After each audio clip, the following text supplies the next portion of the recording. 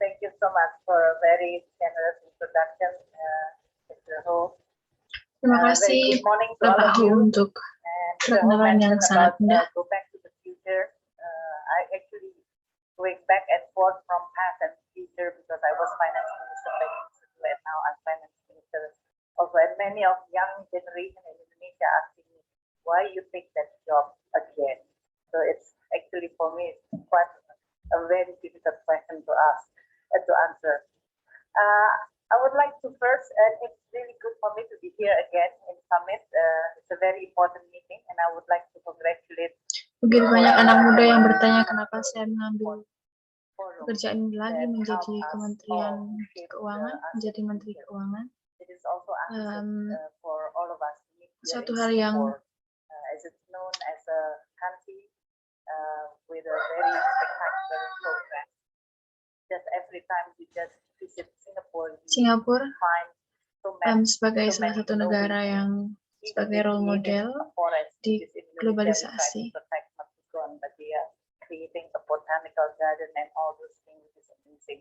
So for us, it's really a country in which you never stop innovate and never stop to satisfy with whatever you've already achieved. This is really amazing as an example for many of us. This is also a country that's a role model of globalization because we maybe sometime in the past couple of years, we always taken for granted that globalization is going to be there. We just have to manage. Sebagaimana beberapa tahun yang lalu kita telah memprediksi bahwa globalisasi akan berpusat di Singapura ini. That this kind of commitment of openness is something that needs to be preserved with commitment for all of us. So today I would like to komitmen dan keterbukaan pada globalisasi adalah hal penting dalam hal ini. And a tone. I will represent in this case more in presenting the Indonesian economic update rather than the global and Asia in my previous capacity. But I would like to start by giving you a bit on the global context, which I think pada pertemuan hari ini saya akan lebih menekankan pada pertumbuhan ekonomi Indonesia daripada pertumbuhan ekonomi secara umum. Discussing about the global economic development, which is we are all agree that it is not fully recovered since the global financial crisis. We always have a certain hope in the beginning of the year, but then we are going to sejak krisis ekonomi dunia, pertumbuhan ekonomi belum juga memulih. For this year, the IMF have the projection the growth is going to be 3.5%. This is and next year is going to be slightly increased to 3.6%. What is worrying is that not the level of growth, but what is behind those growth that's supporting those the global economic activity. Yang menjadi perhatian bukan pertumbuhan ekonomi tersebut, namun apa yang ada di belakang atau yang mempengaruhi pertumbuhan ekonomi.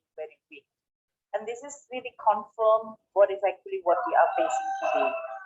Although the global risk seems a bit balanced, and especially if you look at the political development in Europe, because many of us actually agree that the result of the election in many European countries give us at least a little bit relief about where the trends of the direction of the global economy. But we continue worry with what is hasil pemilu Eropa sedikit memberi gambaran pada kita kemanakah arah perekonomian dunia ini. Global economy is also facing with the homework which need to be addressed together. Income inequality, demographic challenges, weak commodity prices, and of course in this case the geopolitical and security including terrorism. Begitu banyak faktor dan juga masalah yang perlu kita tanggulangi, rendahnya pendapatan hingga ancaman terorisme. Managing Director and COO of the World Bank, I travel all over the world, and I must say that the only bright spot, which I can give an example, how globalization, integration can create shared prosperity and addressing the issue of poverty. Because my latar belakang saya yang pernah bekerja di Bank Dunia, Yang objective mana tujuan dari Bank in Dunia the adalah World Bank, that is memakmurkan eliminating masyarakat dan poverty and juga sharing mengurangi and boosting more kemiskinan. prosperity. I must say the only bright spot as an example of a region and a collective of countries who actually adopting a pragmatic approach in their economic policy and even doing their best effort to integrate is Asia. And that's why the performance of the region is very, very impressive. We are now in Asia accounted for around 40% of the global economy and expected to reach 2/3 of the global growth over the next 4 years. For the past 20 years, Asia Saat economic ini growth Asia has menduduki a 40% performance around 6% ekonomi years. dunia, namun kita So berharap clearly, suatu Asia saat nanti economic akan backbone menjadi relies 2/3 on dari its resilience perekonomian and dunia. commitment of integration. The resilience that is the result of economic transformation, sound macro and economic policy implemented by many ASEAN countries has contributed to vast investment and more trade opportunity opening up for the region. Asia is also seizing opportunity to advance regional integration. Initiatives such as ASEAN Economic Community, Belt and Road, North-South Transport Corridor, are some also creating and spur the economic activity and enhancing the connectivity among countries in Asia. Begitu banyak However, it is critical for peluang us to perekonomian di ensure Asia. that the ASEAN integration agenda will be beneficial for all of us and conducted in environmentally sound and socially inclusive and good governance.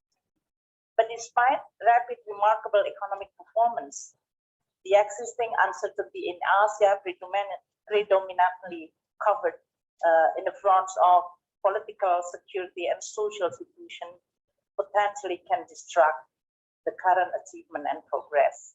As we can see, the Akan tetapi escalation tension in Asia region, kondisi politik saat including the ini environmental dapat issue, mempengaruhi the mass pencapaian-pencapaian yang migration telah crisis triggered by conflict, dicapai oleh dangerous negara-negara di weapon tests, Asia. and higher inequality are critical challenges that need to be comprehensively addressed.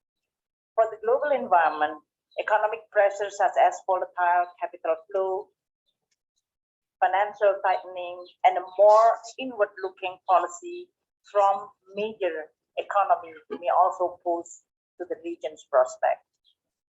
So let me now go down to Indonesia. Like many other countries around the world, Indonesia as an open economy has also been affected by global economic challenges.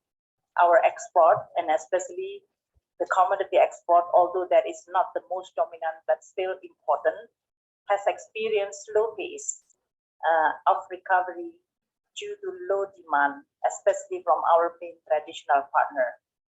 Fortunately, for Indonesia, if you compare with many other commodity producer country and export producer commodity exporting country, Begitu banyak ancaman Indonesia has a better economic globalisasi. fundamental and Contohnya untuk Indonesia di komoditi ekspor kita mendapati kesulitan karena rendahnya permintaan pasar. Stronger in facing economic shock. Supported by strong commitment to economic reform, a sustainable growth prospect remains in Indonesia. In the past 10 years, the Indonesian economic growth is among the top 3 in the G20 members country. Indonesia would like to see economic growth to stand at around 5.1% this year and increase further to 5.4 next year. To support this figure, we, the government of Indonesia Indonesia, memasuki top 3 peringkat perekonomian di G20, sedangkan untuk pertumbuhan tahun ini sekitar 4,1% dan kita harap tahun depan akan meningkat menjadi 4,5%. As of now, Indonesia has launched 15 policy packages, which is spreading through various sectors. Those reform packages will maintain and will achieve some fruitful results, such as increase in the trend on investment. This is especially true when our financial sector also suffering from the commodity price shock in the past Indonesia dengan kebijakan perekonomian 15 yang menambah beberapa kemungkinan untuk perekonomian dunia.